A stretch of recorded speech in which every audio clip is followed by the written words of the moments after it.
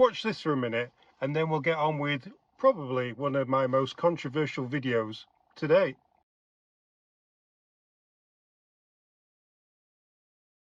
Radical liberalization of hard.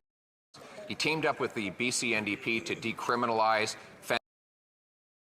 He lowered jail sentences for mass producers of deadly, and 80% of the fentanyl made in Canada is done so using ingredients that are not even regulated, but come right into our country where they're cooked into that poison, now threatening our trade relationship with the U.S. Will he reverse his radical liberal to save lives and jobs? He's not there to do the work of delivering based on science, based on compassion, based on a public health approach on dealing with the epidemic. He is instead continuing to try to score cheap political points on the backs of the most vulnerable. That's not serious. That's not responsible.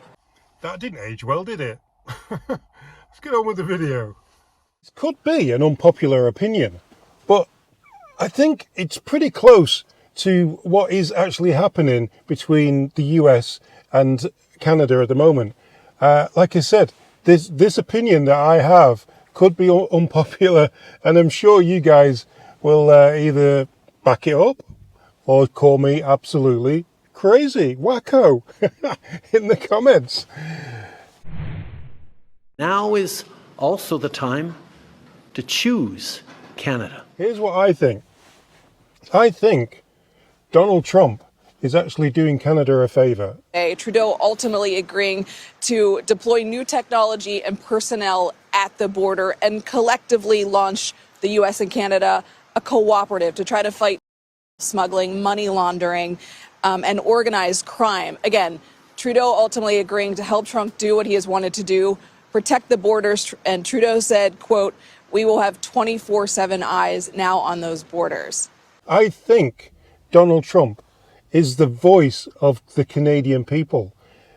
We've been trying to get this Liberal government to do something about the borders, to do something about the drug abuse, to do something about the deaths in Canada due to people, you know, like, what is it, the safe thingy-bob places that they're setting up all over the place, outside schools, near old people's homes, near children's playgrounds. The actual use of these drugs on the streets is almost legal. It's non-criminalized. We've got people entering the country, right? The Mexican cartel people, for one, entering the country with no questions asked. People can come into Canada and you don't even have to have ID. You just come in as a refugee. You could be from anywhere and set up and do anything illegal in this country and then export whatever you've got down into the States to sell. Also, the gun issue, the guns coming across the border into Canada, the Canadian government have absolutely ignored the fact that 99%, well, at least 90% of firearms used in crimes in Canada actually come from the USA. What's that an issue with? That's an issue with border control, yeah? So what does the Liberal government decide to do? Let's just ignore that and let's punish the legal gun owners actually in Canada. Let's ignore the border and let's do let's just do the easy stuff. Yeah. So yeah, there you go. Is Trump making Canada great again? I think he is.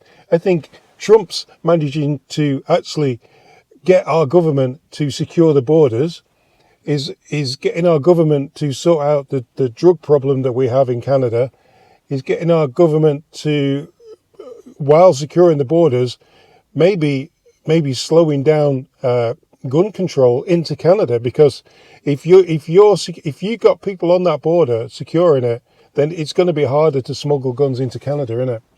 Okay? It's a crazy thought, but we've got everybody, even me, I got dragged into it. Even me thinking that, oh yeah, Trump, oh it's terrible, he's putting tariffs on Canada, but think outside the box. Just think outside the box. Is he doing what all Canadians wanted the government to do in the first place, and that's secure our borders and fix the crime. Yeah, with that bombshell, I'll see you on Sunday.